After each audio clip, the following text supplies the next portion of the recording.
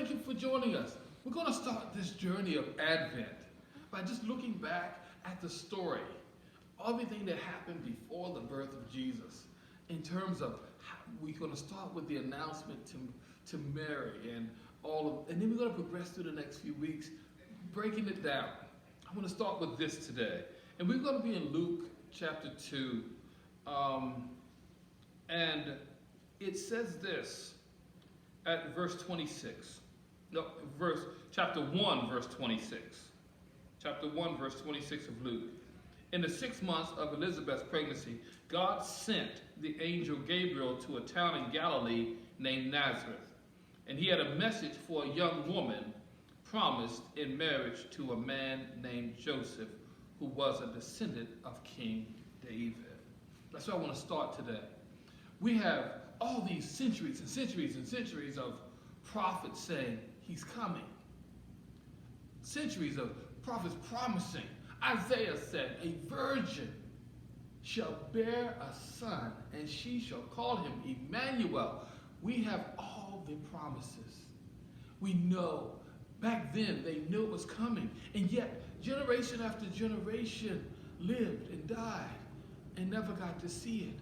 But at the appointed time, at the perfect time, at God's appointed time, he sent an angel to a virgin with a message. God showed up. God was showing up and giving messages to his prophet. Now God is about to show up in his own son. And he gave this message because now it's going to be something unusual that is going to happen. This birth is not going to be like anything in recorded history. This is something that hasn't happened before. God was going to do something new. He was going to make sure that his son came into this world in a unique way. He was going to bypass how Adam's seed, he was going to bypass the way it was done in the earthly realm. And he was going to send heaven down to meet earth and create an environment in which he himself would come forth. When God shows up, we may not be ready. When God shows up, we may miss it. But I want to say to us today, when God shows up, let's look for him.